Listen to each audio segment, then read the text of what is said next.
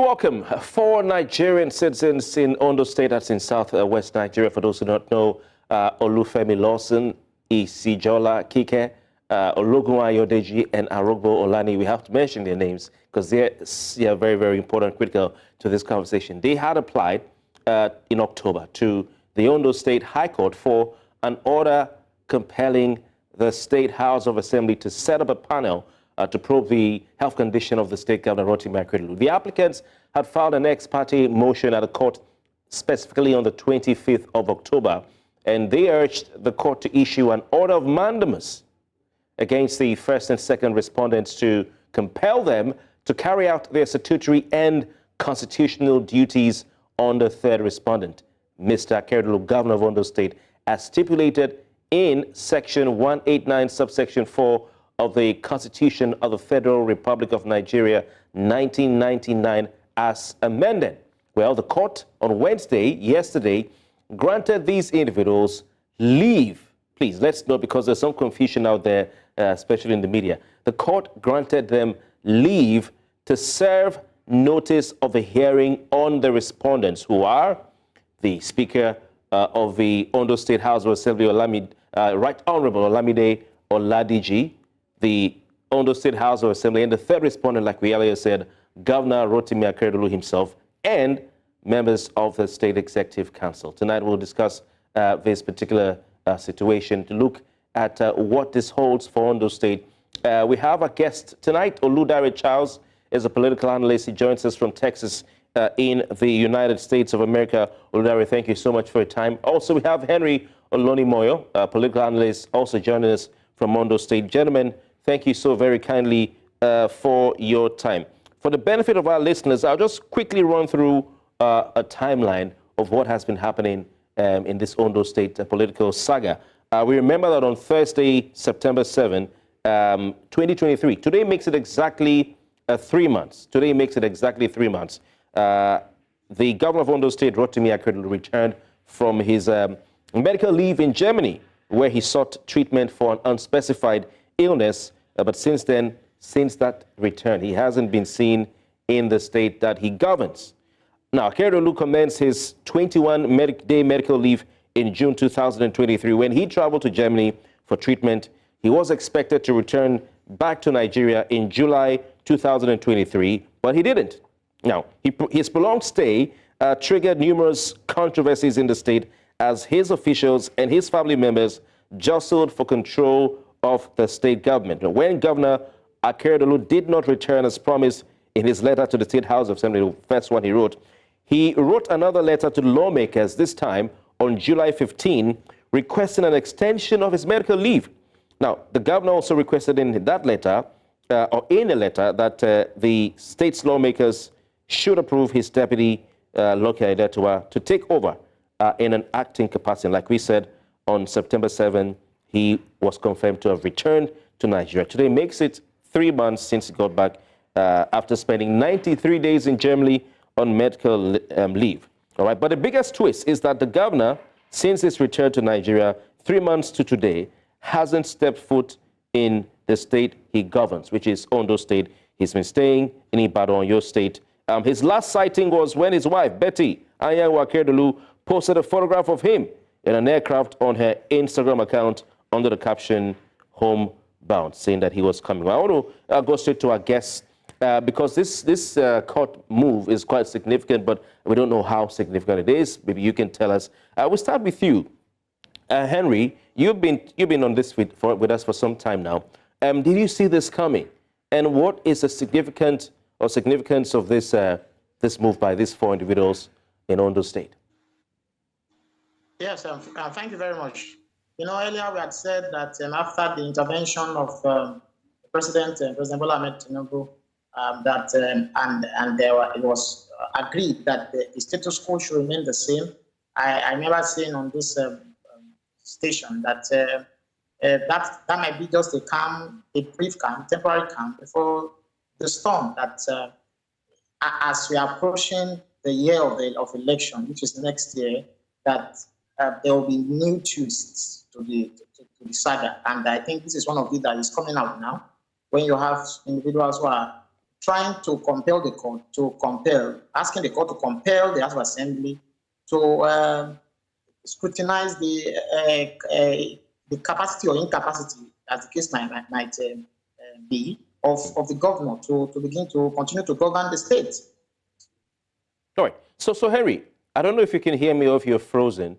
It's not matter that what was agreed or what was initially circulated is not that the order has been given, but that now they have sought the request from the court so that the case might be heard, and I'm hearing it has been adjourned till January next year. Absolutely, absolutely. Before I go to Oludare, Henry, who are these four individuals? Yes, I don't know them, but I'm sure that they are citizens of Ondo State, and because they are citizens of Ondo State, even citizens of Nigeria, they have a right to test issues like this in the court. They have every right. They are stakeholders, but I don't know them in person. But I'm sure because they are stakeholders, they are citizens of Ondo State or citizens of Nigeria, they have a right to compel to test their case in the court. And it remains to be seen what the court will say about this case. All right. I want to go to you, Oludare Charles. What for you is the significance of this? So how significant is this, a request by, or court decision, let me say, to grant leave for these citizens of Ondo State to bring their case before the courts regarding the governor's health, also asking them, grant them leave to serve the respondents. So the House of Assembly, they said they have not, received any court document. But for you, what is the significance of this? Thanks for that question. I would like to say that for me, this is very highly regrettable. I mean, I understand and I agree with, Mr. Henry that, these people the citizens have the right to, inquire about the well-being of their governor. And so I agree 100% with that fact. But my own thing, maybe because I'm a medical doctor, is the human face to this, which I think gets lost. People forget about the fact that Governor Akerdolu is just a human being like you and me. I think it is regrettable that we have to, drag the name of Dr. Akerdolu Dr. Governor Akerdolu this way, because this is a man who is a patriot, who has served this country for years, who I feel, and this is why I also wrote a letter to the Attorney General of the Federation to investigate the quality of care, because I'm approaching this from a human perspective. Because the truth is that Governor Akerdolu, we don't know, we've not heard from him. He might be held captive by the people who are supposed to be, giving care to him. So all these things that we are trying to make it seem as if it's Governor Akerdolu that does not want to transmit power. He might not have the liberty or the agency to make any of these decisions. And that is why I am calling on, his family members to please protect the governor. And I will tell you, Kofi, a bit of an embarrassing personal story. I once had a very serious bout of malaria, and then I went to the bathroom to take a pee. On my way back, I came back naked. But what did my loved ones around me do? They covered me up, took me to the hospital, and took care of me.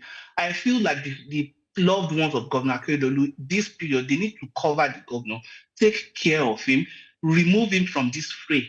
What the priority of Governor Akerdolu should be right now is just his health and his well-being, so that they can they should transmit the power to the deputy. He is there to support him. Let the governor get the best care possible. I am even worried that he was discharged against medical advice from Germany, because if he has such a serious condition, unless they are discharging him to hospice care, most of the time the care takes a long period. It is a journey.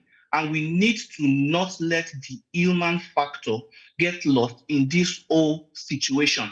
I believe Governor Akerdolu deserves better. I believe Nigeria needs to defend Governor Akerdolu, to put the integrity that his name has earned. This is a man who has dedicated his whole life for this nation, who defended in those states, fought for Amateku and all those things. This is the perspective that I don't want us to get lost. So you're saying that all this drama, he doesn't need it. He should be allowed to take care of his health. But the argument could be, Henry, that the governor himself is on top of things. I mean, when a lawmaker in the state came out, a lawyer, sorry, who is based in Ondo State, I'm just trying to get his name out, came out to say that, the governor has not been the one signing the government documents. I think that should be Olamide. I'm trying to remember. Yes, the governor put out a statement. Yes. Through his chief press secretary to say that that's Kaide Ajulo, senior advocate of Nigeria. The governor reacted to the comments through his chief press secretary, describing them as utterly preposterous and ludicrous. So it could be argued that the governor is on top of things. He is where he wants to be, doing what he wants to be doing, if he can put out that statement through his chief press secretary, Henry. Yes, one of the very, very bitter part of this saga is people saying that Mr. Governor has made a press release. People saying that there was a press release about 2 days ago in reaction to Kaide Ajulo's statement on national TV that the governor says his certificate was not forged. Which governor said that? When did he say that? I mean, it's a signature. When did the governor say that? When did he say that his signature was not forged? Where? Can you give us a video of the governor talking? And that's for me is the painful part of the thing. That why will this man? Why will they be using him as a political pawn in this game? You're saying the governor is saying this, is doing this, is doing that. This is a man that is very outspoken. This is a man that talks, that wants to interact with his people.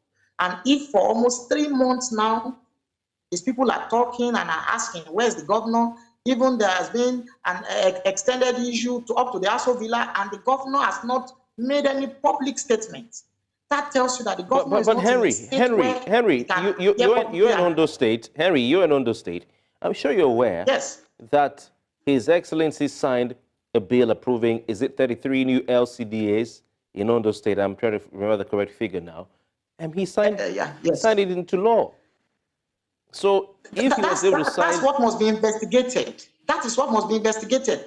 We don't understand who is appending signatures on these documents. For instance, we have commissioners who say that they are sending their files all the way to Ibadan, and it is being appended to, the signature of the governor has been appended to. And as far as they are concerned, the governor is active and is operating. And I'm wondering, what's happening?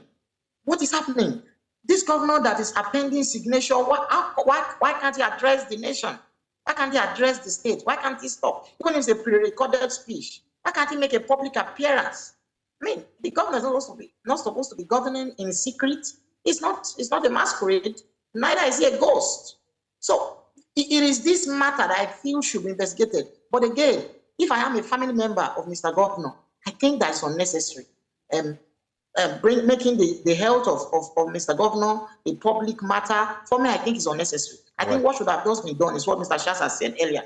Just transmit the power to the deputy governor to operate in an acting capacity. You still remain the governor, but you can attend to your health and Henry, thank you. Move away from...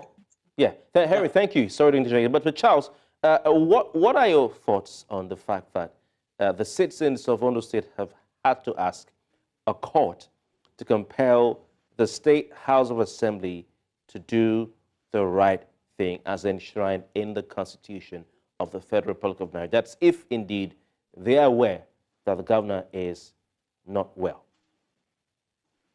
Yes, it is very regrettable that we have to go this length.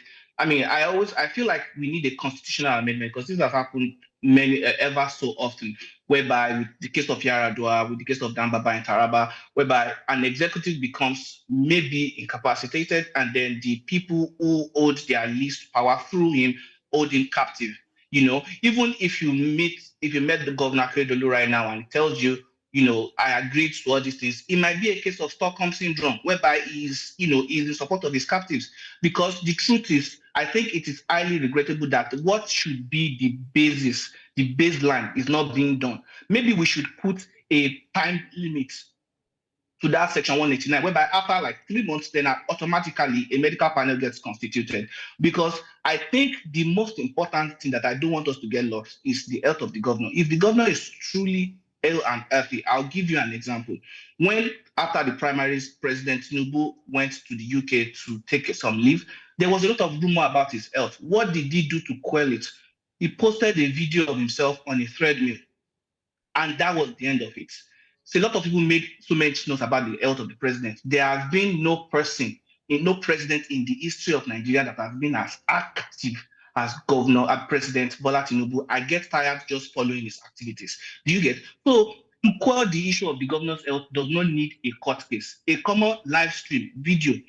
But I'm not asking for this because I am very sensitive to the privacy and the privacy of Governor Akerdolu's, integrity and well-being. But let us remove him from this fray. Governor Akerdolu has his life to fight for. All right. He cannot extend his term beyond next year, but his life, he can preserve it longer. He won't be trying to preserve his office. He should be trying to preserve his life, which is paramount. All right. Interesting, Charles. So, Henry, now, of course, it's been a prolonged absence of Governor Akerdolu. 3 months today since he got back. And before that, those 3 months, he spent 93 days in Germany. So we can do the math. 93 plus 90, that's almost 200 days without the governor. But with this prolonged absence of Akerdolu, how has governance been going or proceeding in Ondo State? Last time you and I spoke, or we addressed this issue, Aiyedatiwa was still in Bartels deputy governor. Of course, he went to Aso Rock, had a meeting, blah, blah, blah. We hear that he was made to sign append his signature to a resignation letter, which is in one cupboard somewhere. I don't know if that's true. But as far as decision-making and policy implementation in Ondo State is concerned, how are things going on? Because we heard there was some sort of application for a loan of 1 billion naira, which the governor refused to sign, saying he wanted to, confer with the deputy governor, acting governor, saying he wanted to confer with the governor himself. Yes, thank you very much. That's why I said the current state of governance in Ondo State now is one that it still leaves a lot to be desired, in that we can't precisely say that the deputy governor is completely in charge of the state. But he's sitting over state executive council meetings. I think they did one last week, if I'm not mistaken. Yes, they allowed. There was an agreement that he should lead the state executive council meeting, but whether he's able to fully operate as an acting governor is another case entirely, because you cannot be presiding over the state executive council and still commissioners are sending files to Ibadan to be signed by the governor. Then that means that you can say that there's an active governor in Ibadan, and there's also somebody in Ondo State, which is deputy governor, who is supposed to be maybe presiding over state executive council meeting. That's why there's issue. So if you're a commissioner now, you don't know who do you report directly to. Do you report directly to the deputy governor, or do you send your files to Ibadan so that it's treated by the governor? So for me, this camp that we have now, I don't see it lasting for long, because there's no clear chain of command. We don't precisely know who to hold responsible. As citizens of Ondo State, who do we hold responsible for any... But the State House of Assembly, Henry, but the State House of Assembly had withdrawn its appeal against the decision of, I think, the appeal court or High Court, which was on the injunction sought by the deputy governor over his removal, also seeking to stop the governor from appointing a replacement deputy governor. The court, the judges and the lawyers to the governor and I think the State House Assembly withdrew that case from the Court of Appeal in Abuja, and then the court dismissed it because they said they had found a political solution. Political solution. Yeah, exactly. That's what I'm saying. And in politics, within 24 hours, a lot of things can begin to happen. They have withdrawn their case due to a political solution, a political solution to the matter. The deputy governor has not withdrawn his case yet. I don't know whether I will do that sooner or later, but within a space of 24 hours, 48 hours, all of these cases, many things could go back again to the courts. And so for me, this is not a situation we want. Our constitution is clear enough. It's only that we just like to keep things in an uncertain manner. The constitution is clear enough. Mr. Akerdolu showed this deputy governor. Let him act so that the people of Ondo State can hold somebody responsible for the lapse in governance. All right. So you're saying, Henry, that is not too clear that Aiyedatiwa, even though we have this political sort of truce as engineered by the president, he may not totally be in charge. I want to thank you. I want to go back to Charles. Charles, we've seen the president try to step in. We've seen some sort of truce. We've seen the House of Assembly, or rather the governors, the councils to the governor, pull out their... I'm sorry about that. We're talking about those to the House of Assembly withdrawing their appeal in the Federal High Court in Abuja. Now this court case coming up in Ondo State High Court. How might this current inquest, this current appeal or application for an order of mandamus compelling the State House Assembly to do the needful, how do you think it will affect the stability of Ondo State, bearing in mind the president had intervened and we all thought that they were trying to remedy the situation? At least things are calm for now. So how do you think this current move at the courts will affect all of that? Yes, from what I can get from what is going on, this case was not filed by Deputy Governor Aiyedatiwa. This case was filed by a group of Ondo State citizens, right? So it naturally should not upset that status quo which the president asked to prevail. And I don't believe the president asked anybody to sign, an undated resignation letter. I think that is just false. If the president is a Democrat, he wouldn't say that. But, like Mr. Henry was talking about, we Ondo State people are actually suffering in terms of, like, when you talk of governance, the state is rudderless right now. There's the renewed hope agenda. There are the palliatives sent to the states. We don't know how it is being disbursed. The fiscal year of the state ends, December 31st. A budget is supposed to be passed. The Constitution says no money can be spent without being appropriated. Who is going to present this budget? By January, Ondo State workers might stop earning salary because there's no budget for it.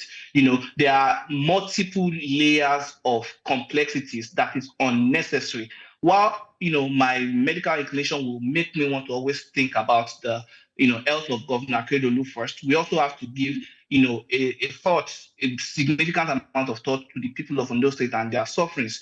I think it's just shameful how, I believe the cabinet members are holding the governor hostage, really. It is the politics of next year that they are using to disrupt things this year. Maybe they think they are playing the Game of Thrones, but this is just them playing Squid Games. It is only one person that can get the tickets. And whatever happens, these same people that think they are on the same side will soon start fighting each other. They just see Deputy Governor Aiyedatiwa as a more potent opponent right now, but it's just in the interim. So they need to think further and think about the job that they have been sent to the House of Assembly and to their offices to do, and dissipate their duties diligently and think about the people first, because it is really, really painful. And I'm worried about this, like Henry said, the stability of the states. We have people like Baba Fashion, Baba Falaye. These are like my grandfathers who are worried about the state. These men are men of integrity, high intelligence. They did their due diligence, bequeathed a stable intellectual state to this next generation. These men should no longer have to be sitting down and worrying about the leadership of the state. They should just be enjoying the rest of their days, praying for us, their children, and letting this will of the state move on. But this whole, infantile obsession with power, I think, is very shameful. All right. Thank you very much. A final question to you, Henry. How can Nigeria develop, a truly independent legislature, in your opinion, to do what they are meant to be doing, which is to serve as a check and a balance to the executive, be it at the local government level, state level, or at the federal level? Yes, it now boils down to politics now. There is hardly any House of Assembly in Nigeria, State House of Assembly in Nigeria, that is outside the control of state governors. We have situations where state governors, particularly, have sponsored many of these people into the seats that they hold now. And so, before they listen to their people, they listen more to the governor and to the posture of the party. And that's why we now have a situation where the House of Assembly that should be acting as the voice of the people is now acting like more like a rubber stamp for the executive. And this is what is killing democracy in Nigeria. I believe that the legislature is the most powerful arm of government. But if the executive are finding a way to buy the legislature over, then democracy cannot work as it should work. All right. Thank you very much, gentlemen. It's been a pleasure having you. Oludare Charles, political analyst, joining us from Texas in the United States of America. And sorry, Kofi, can I just say something? I also feel like the delegate economy is one of the things that's causing this. If we can cancel that, let all card-carrying party members vote in the primaries, it will be difficult for the governors to control the legislatures. The people will choose who they want, and those people will represent the people. that's one solution I think I should just chip in. Thank you. All right. That's an interesting one. We have to prove that later because it's quite interesting. Gentlemen, it's been a pleasure. Charles Oludare, thank you. Henry Olonimoyo, thank you very much. We wish you all in Ondo State the best. And of course, Charles, have a wonderful evening. It's still Politics HQ. When we return, we talk about the very sad incident in Kaduna State in Igabi local government area. Between 85, some reports say 127 people killed. It's a terrible situation. We'll be right back to discuss this.